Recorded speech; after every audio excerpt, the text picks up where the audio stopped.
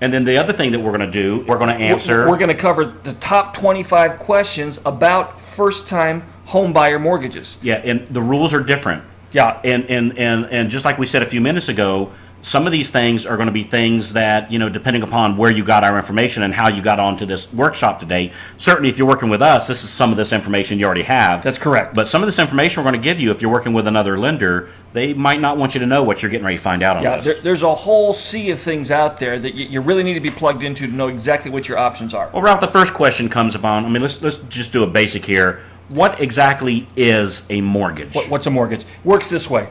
When you buy a house and you borrow money to buy that house, you have a note. A note is simply a promise to pay. Okay? Now, the promise to pay is all well and good, but the lender wants to know what happens if you don't pay. Not because you stiffed me on purpose, but something happened and now I'm not getting my payments. They need to have security. So what they do is they put a lien against the property.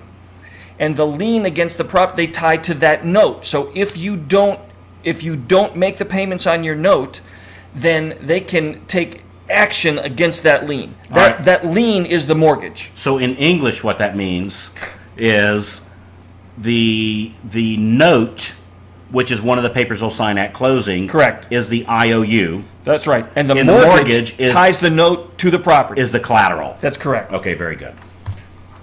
Now, are there special mortgages for first-time home buyers? Yes, there are. Yeah, there are. They have them designed just for people who haven't bought houses before. Yeah, and there's some very good 100% financing still available too. 100%. Little known secret, there's some government programs, 100% financing. Again, the number right down beneath there, just call our office and we can give you some of the information about those 100% financing. And those aren't smoke and mirror type loans or buy here, pay here type stuff. Oh no, this is straight up real deals, real lenders. Government programs. Government programs. Absolutely. Okay, so what steps are needed to be taken in order to secure a loan? Well, first thing you're going to do is you're going to fill out an application. Now, once I fill out that application, what do I need to provide? Okay, you're going to have several things that come along with it. And this is a common list that you should just plan on. First of all, you're going to need year-to-date pay stubs for the last 2 to 3 months. Yeah, no question. Okay? You're going to need your W-2s for the last 2 years. And you're going to need the complete tax return if you're self-employed. Or 1099 employee. Or 1099 employee. Okay? You're going to need information on your long-term debts. In other words, your car payments, credit card payments, That's things correct. like that. Okay? Recent bank statements for your checking account, your savings account, 401ks, anything like that. You're going to need, here we do have tax returns for the past 2 years. Yep.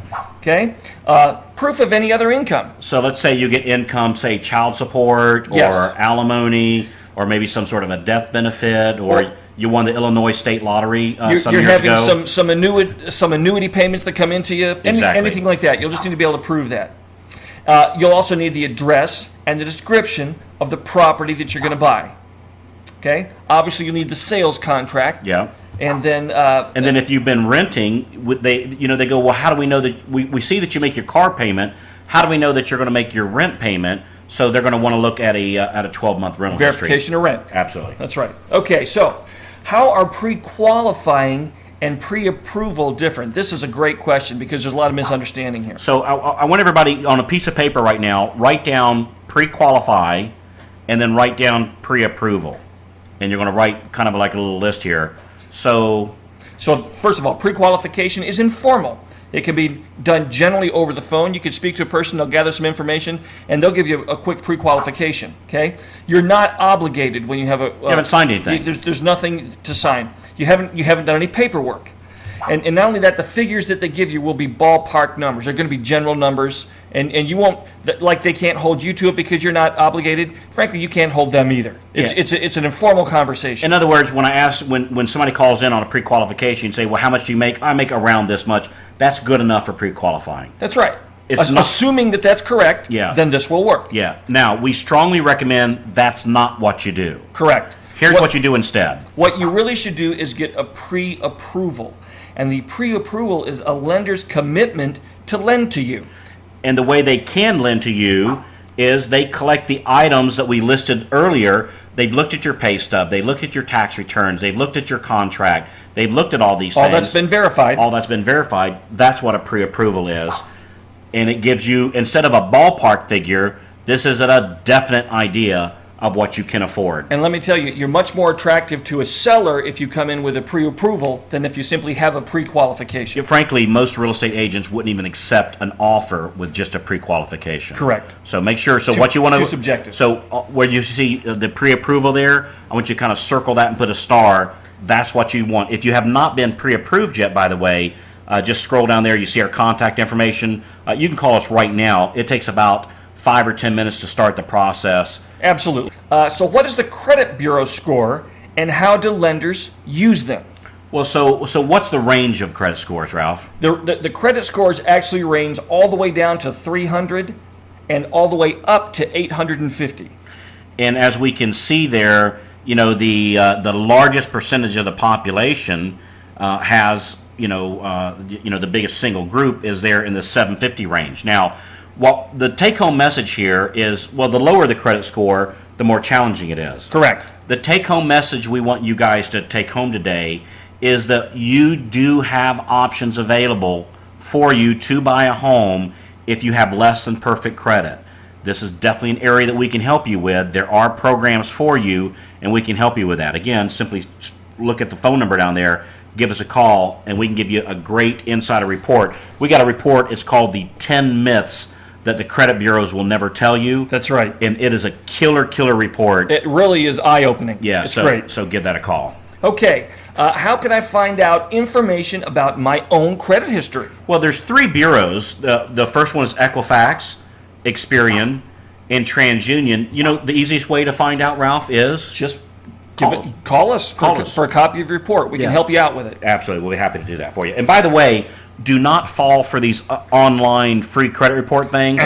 Yeah, 2 reasons. Number one, some of them are actually scams where they're just reaping. They're getting your name, your social security number. You're giving them all your personal information. Identity theft. Ouch. Yeah, absolutely. Yeah. The other thing is, most of these programs, virtually all of them, they're actually selling you a service where they're going to be checking your credit report every so often.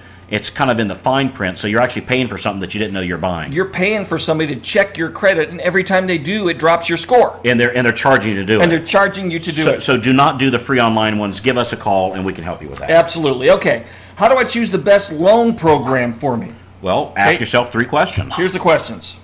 First, do you expect your finances to change over the next few years? Okay, Yep. That's number one. Like if you just got out of school and you expect your income to go up, or let's say you're getting ready to retire. And maybe your income is going to drop 25%. Correct. You need to kind of keep that in mind That's also. That's definitely got to be part of your figure. Okay. Are you planning to live in this home for a long period of time? In other words, if you're going to be there for a long period, a fixed rate is definitely the thing you want to do. If you're going to be there only for a year or 2, well, maybe an adjustable mortgage, perhaps some of those would be worth looking at. And sometimes you can get fixed for a certain period and it becomes adjustable, and the period, and it's a lower rate during the time it's fixed than if you took a full 30 years. Of course, the big question is are you comfortable with the idea of a changing mortgage amount? If you're not, make sure you get the fixed rate. You want to go with a fixed rate. You want to go with a fixed rate. And do you wish to be free of mortgage debt as your children approach college age or as you prepare for retirement? In other words, when you're doing a mortgage, there is some long-term planning that's necessary here. That's right. And the key to doing this is to be very brutally honest with yourself. That's right. Now, see, you can take a 30-year mortgage, but using just some real simple little tricks that most people aren't aware of, you can cut 10 years, 15 years off that mortgage, and really not have much more of a payment. That's exactly right. And so it's really there's a lot to know about that. So let's talk about some pros and cons of some of the different mortgages, Ralph. Okay. First of all, we'll tackle the fixed rate. All right. What's one good thing about the fixed rate? Well, it's predictable. Yeah. You know exactly what the payment is going to be. Why? Because it's fixed. Your rate and your payment stay the same for the term of the loan. And typically, fixed rate mortgages are either 15 years or 30 years. 30 years. Now, one thing we want you guys to keep in mind here is you can always take a 30-year mortgage and pay it off in 15 years. In other words, if you have a 30-year mortgage and you pay as if it's a 15-year mortgage, you make the payment that it would have been if it were 15 years. Well, it's paid off in 15 years. It's paid off in 15 years. However, if you take a 15-year mortgage and try to pay it off in 30, that doesn't work so well. They call that foreclosure. That's exactly right. Yeah, so just kind of keep that in mind. Okay. The next big type is your adjustable rate mortgage or your ARM. Now, I can tell you, these have definitely lost favor here in the last couple of years, and frankly, with rates as low as they are right now, we're not here to tell you what's right and wrong for you because we don't know you necessarily. And don't know your situation. And so give us a call, and that's where we can help you look at these things. However, the adjustable rates, while the rate might be lower to begin with, is they do increase or decrease on a regular schedule with interest. They do have interest rate changes, even though they start typically generally lower than a fixed rate. Somewhat lower. And thus, you have lower monthly payments. Yeah. Now, another clever little program is what we call the Easy Start program. This is great. This is very interesting. Yeah. Now, the Easy Start, and we have a whole nother workshop on that. In fact, we strongly recommend call the office, get the schedule of the Easy Start workshop that we're having. That's a great workshop to attend. You don't want to miss that one because I guarantee you're not going to hear that anywhere else. It's a little-known program. Right. And what it does is it's not an adjustable mortgage. Your interest rate for the entire first year is 2% less than what's the standard rate. And it's fixed at that rate. The next year, it's 1% less. Yes. And then the third year, it's a regular fixed rate. It's a regular fixed rate. Yes. And all those numbers are locked in at closing, so it's not adjustable. Yeah. It's not that it's an adjustable where you start and you have a normal rate that goes up the second year and up the third year to some higher thing. Your rate is set, and you're getting a discount on year one and a discount on year two. Yeah, and the discount's remarkable. I mean, it's staggering when you look at the interest savings. Yeah, so definitely call in and take a look at that one. And then there's the balloon mortgages. And explain what a balloon mortgage is. A balloon mortgage is a payment that has a 30-year fixed rate, but it becomes due and payable at the end of a shorter time frame, like the 5 years or 7 years or 10 years. And so whatever the balance is at that time, it's due and payable. Yeah. Well, and again, we're not, today's not the day to discuss which of these is best for you. Call the office, but make sure you ask about the Easy Start. Very clever little program. Absolutely. So when do ARMs or adjustable rate mortgages make sense, Ralph? Well, first of all, if you're expecting an increase in income, like you're getting ready to graduate school, or maybe your spouse is, or maybe you're in the military, just say. That's correct. And you're expecting pay raises as you expect to be making more money here as you put stripes on your shoulder. That's right. Yeah. And the other thing is, if you have a short-term purchase. So in other words, if I'm on a 2-year ARM and I'm only going to be there for 2 years, right? Why not? Why not? Very good. Okay. All right. So Ralph, what are the advantages of a 15 versus a 30-year term? Let's talk about that a little bit. Well, first of all, let's talk about the principal. Okay. On the 15, you're actually going to be paying more principal, and so it will pay off sooner. Now, what is principal? Principal is the actual amount that you've borrowed. So if you borrowed $100,000, well, the principal is $100,000. On a 30-year fixed loan, you'll pay for that house 2 or 3 times because of all the interest that you pay. So on a 15-year, I have a higher payment, but it's because I'm paying off the principal or paying off the loan of the house. That's exactly right, and you'll have a huge interest savings over that. So even though my interest rate might be lower on a 15-year, well, not only the rate lower, I'm going to be paying less interest because I borrowed the money for a less period of time. That's exactly right. So I'll pay less interest. Okay, now on a 30-year, you get a larger tax deduction. Because I'm paying more in interest. Because you're paying more. Okay. That kind of goes hand in hand. On the 15-year, the loan is usually made at a lower interest rate. You're building equity faster because early payments pay more principal. Okay, so I think the key here, and again, we can help you do this, is you look at this and you go, well, gee, the 15 years is a no-brainer as long as you can afford it. That's right. And so we recommend that you call our office and we'll go over these and we'll crunch the numbers. Again, if you take a 30-year mortgage and you make 15-year payments, it'll pay off in 15 years. But if you find yourself tight in a certain month or something like that, well, that month you could go back and pay the regular 30-year payment. Absolutely. So you've got a lot more flexibility. But Ralph, what if I get a 30-year mortgage and then I see that interest rates have decreased and I'm on a fixed rate loan? In other words, I was protected at that price, but frankly, rates, maybe they went down. Well, what can I do? Well, first thing you do is want to take a look at refinancing the loan. So you can refinance the loan. See what your choices are. You can, and basically refinancing just means that they rewrite the loan at the lower interest rate. Okay, so again, you could just call the office and we can help you with refinancing. Help you with that. All right.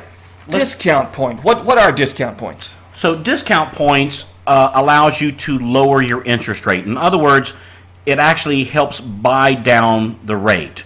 Now, one thing that I've noticed sometimes in people's marketing is, they might say, we never charge points. Right. Well, that's kind of a buzzword on advertising, but truth be known, sometimes it's in your best interest to pay points, and frankly, sometimes it's not. Correct. Well, the downside of paying points, of course, is there are some costs involved. However, typically, the amount it costs you to buy down the rate, typically somewhere around 5 years, the amount you've saved in interest covers the cost of buying those discount points. Exactly. So, said that another way, if you don't plan to stay in a house 5 years, it's probably not a good idea. Probably it's not a good idea. And by the way, when we talk about points, a point is 1%. So on a $100,000 house, that's $1,000. Right. So that $1,000 lowers my interest rate, which lowers my payment. And typically it takes about 5 years to save that $1,000, typically. That's right. Rule of thumb. So if I'm going to be there for 30 years, well, for 25 years, I'm going to be ahead of the game. That's exactly right. So don't, anytime somebody says, well, you should never pay points. That may or may not be the case. That may or may not be the case. Again, so give us a call, and we can crunch these numbers for your situation. And if you do pay them, by the way, they are tax deductible on the home purchase. That's exactly right. Okay, what's included in a monthly mortgage payment? A lot of time you hear the terms PITI. All right. So let's talk about that. P is the principal. Which is? That's the actual amount of money that you borrowed. Okay. I is the interest. That's the interest that you're paying on the money that you borrowed. Okay. Taxes.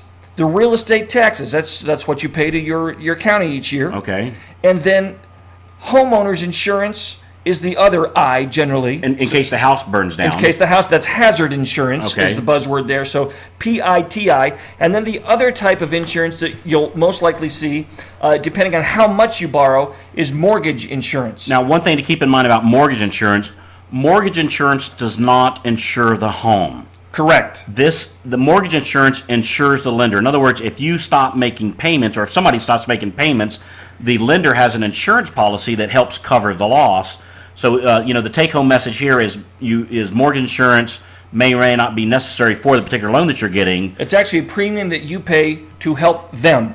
Exactly. You don't get the benefit of it. So, and normally what happens is if you put down 20% or more on your purchase, mortgage insurance is not required. Exactly. Generally, if you put down less than 20%, it is required. Yes. Okay.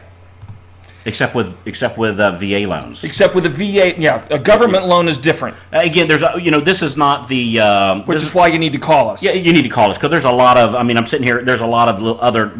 we could make this presentation 2 days long. Correct. Because there's a lot of information. Right. So we're just covering general information. We're kind of information. moving through here. The idea is for us to generate questions that you write down, and then you call us. We want you to think about them. that. And then call the office. Okay, so what's an escrow account, and do I need one? What is an escrow account? An escrow account is an account that's established by your lender to pay for your taxes and insurance from your monthly mortgage payment. So in other words, if my payment's $1,000, for easy math. PITI is $1,000, principal, interest, tax, insurance. But let's say your principal and interest is only $800, just for simple math. Okay. And the $200 is for taxes and insurance. Okay. They'll take that $200 and stick it in an escrow account. Like a bank account. A bank account. With my name on it, so to With your speak. name for this mortgage. And that will accrue $200 every month. Mm-hmm. Well, at the end of 12 months, you'd have $2,400 that's sitting there now for you to pay your taxes and your insurance next year. So in other words, the escrow account is where part of my monthly mortgage payment goes. Yes. To cover my taxes and insurance. It's a savings account for you on your mortgage. And then at the end of the year, so to speak, they take that money and then they pay my tax and insurance for me. That's correct. Now, sometimes they're optional. Okay. And again, that typically has to do with how much money you're borrowing on your purchase. So you just as a give us a percentage. call. Yeah. Just call us and we can help you with that. Now this is a real broad brush we're getting ready to give you here. Programs are changing literally daily in today's market. Yes. And we just want you to let you know that there are still 100% programs available that are extremely attractive. Absolutely. But just as a general sense, we're looking at somewhere around 5% down, 5% down, 10% down, and correct. 0. So how much money of a down payment do you need? Well, you need to call the office for that one. There's a lot of factors that depends on. Yeah. Okay, so but in addition to that, Ralph, What else do we need? Well, you have closing costs that are over and above the down payment. And what do you mean by closing costs? Well, closing costs are going to be, for instance, dock stamps. Taxes, title insurance. Okay, maybe a home inspector, an appraisal, okay, a survey. Okay. These are all costs associated with purchasing the home. Homeowners insurance, of course, okay. Which is a requirement from the lender. Okay. We just kind of hit on some inspections. Okay. If there's repairs to be done, well, these would all be taken into account. Now, one thing that your take-home message on this particular slide that we're showing you here is for you to call the office, because we don't want you to look at this and get scared away, because there are programs available where the seller can help you pay these things. And so there's other third parties that can help cover some of these expenses. There are some available where the seller is required to help you pay some of these things. No question. Yeah. So again, time permitting, we can't talk about all the different programs right here. We just want you to know these are things to consider. Absolutely. And there's very little known secrets about how to get other people to pay these things, and that's why you want to call the office. Correct. Okay. What's the loan to value, LTV? How does it determine the size of my loan? Well, basically, it's a ratio, a loan to value. That's the amount of the loan compared to the value of the property. So again, for simple math, okay, on a $100,000 house, okay, if you borrow $80,000, okay, your loan is $80,000 on a value of 100. Your loan to value is 80%. So in other words, if we look at this loan to value, right where it says loan to value would be 80, and mortgage amount would be 80,000. 80,000. And appraised value of the property would be 100,000. Would be 100,000. So I have an 80 loan to value. That's right. Anyway, we just wanted you to know this one. You might hear this term kind of tossed around. That's what they're talking now about. You know. Yeah. Okay. What makes up closing costs?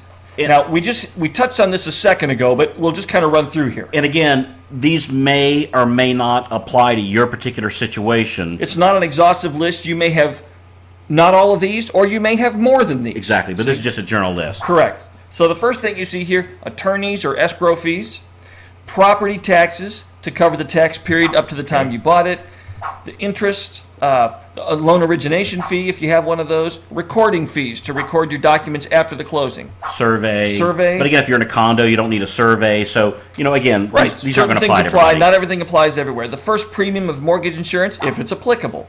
Your title insurance, and there's two kinds. There's buyer's title and there's lender's title. Yeah. Okay.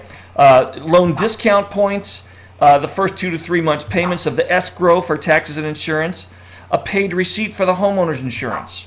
Okay. Any documentation preparation fees, the lender may charge, a third-party appraisal fee.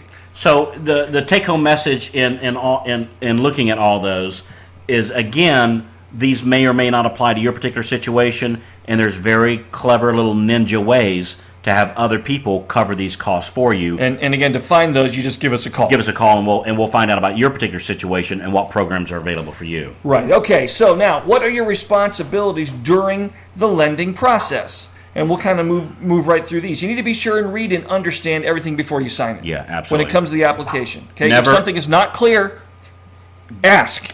We're here to help you with that. Exactly. Refuse to sign blank documents. And you know what? Let's tell you something right now. One of the services that we provide is if you're already working with another lender and they ask you something, or they're asking you to sign something, look, we'll be your own personal watchdog. And this can be our little secret. You call us, show us what they're asking you to sign. You can fax it, you can email it over to you. We'll be happy to meet with you. We'll just tell you if you're being treated fairly. Yeah, that's all. Yep. So we'll be a little watchdog too. But refuse to sign any blank documents.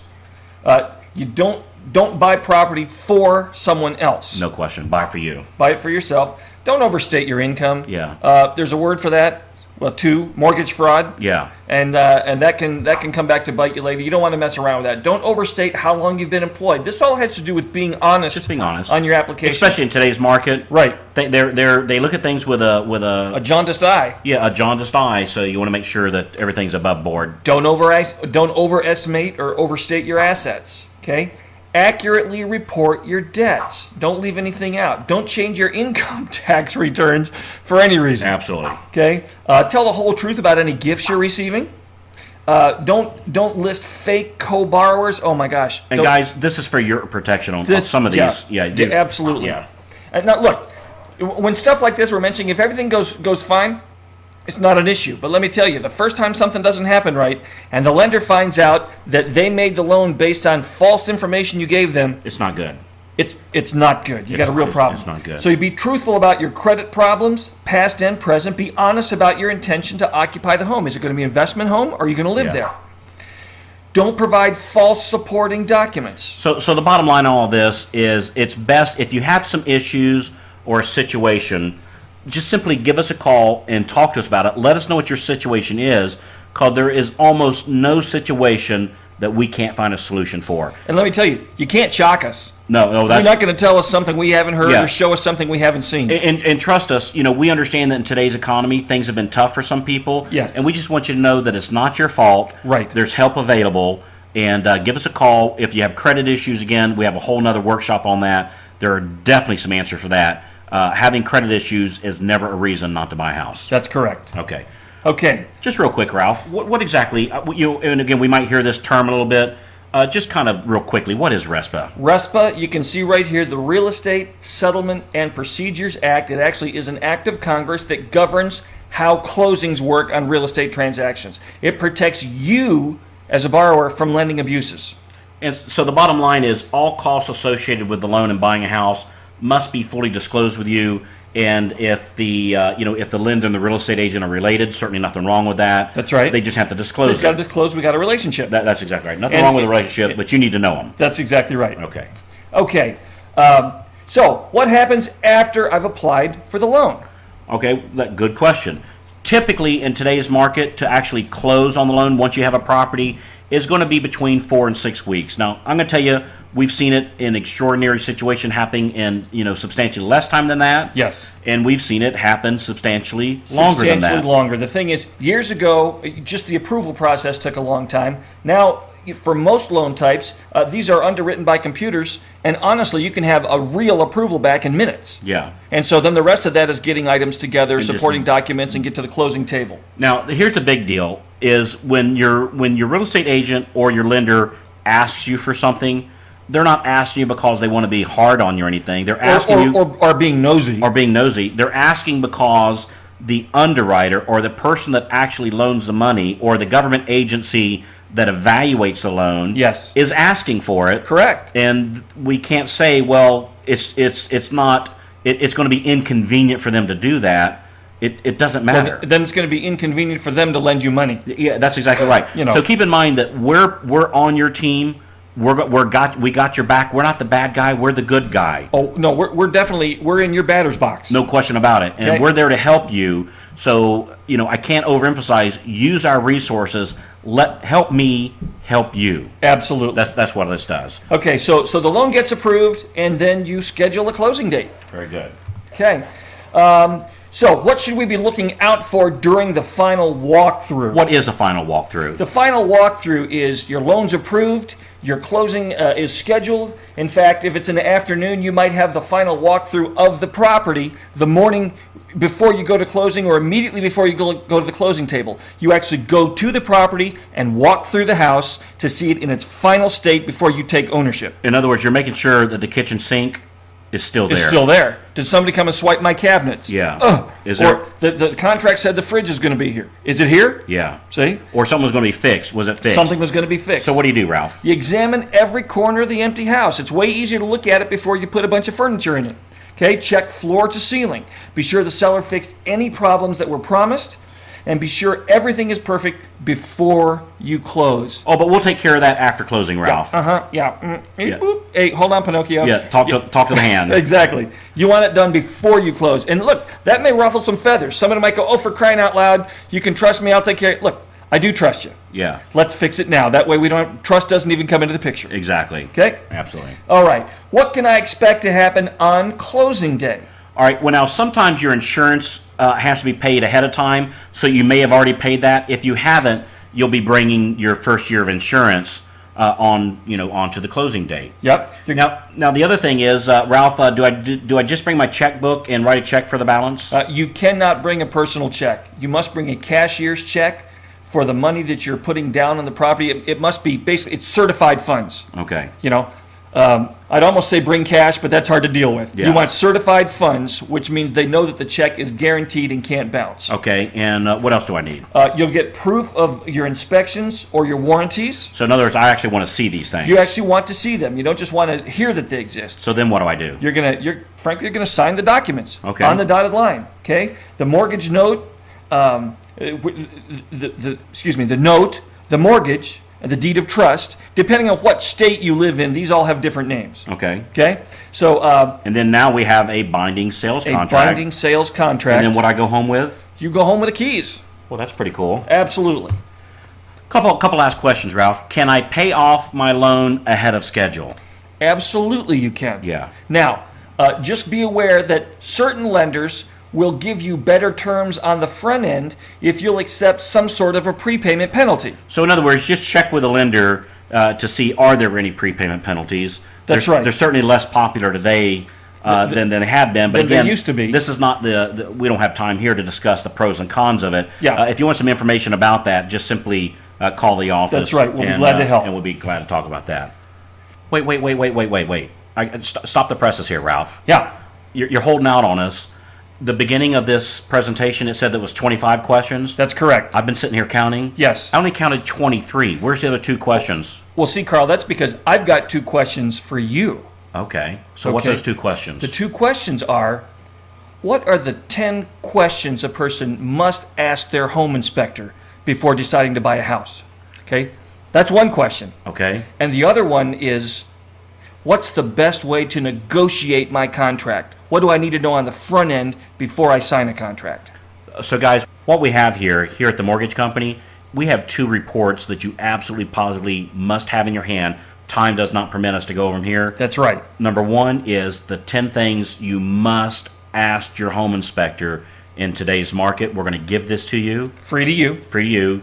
The second thing is we have a report that talks about mastering negotiation on houses. Frankly, not just for houses, but for cars. For life. For your kids. Yeah. I'm telling you what, it's a free report and it is great information. Yeah. And again, we want to give it to you. To get it, just give us a call. Give us a call and we'll ship it out to you. We can email it to you. So just let us know that you want it. No matter what you're doing, no matter when you're doing it, get these right now while you're thinking about it. Yes. Because time will go on, you'll forget about it. And trust me, when you see these things, you're going to be glad that you have them. And again, we're not selling them to you. It's our gift to you. Absolutely. Yeah. So there's this is great information here. When should they call, Ralph? They should call right now. Yeah. Why are you still listening to this? Immediately. That's right. Yes. Do not delay. Do not pass go. Do not collect $200. And so call in and ask, speak to the loan officer. They'll be able to help you with this. Great information that you need to know to avoid getting ripped off and buying a house in today's market. Absolutely. Yeah, great stuff. So we honor the time that you spent with us today. We also have some other great workshops that we're planning, so call the office, get a schedule. Give us a call and we can give you a schedule of things that are coming up. There's a ton of great information. This is an excellent resource for you in this process. Yeah, and it's free. Absolutely free. Yeah, so call the office, Thanks get your free reports, and we'll talk to you when you call in.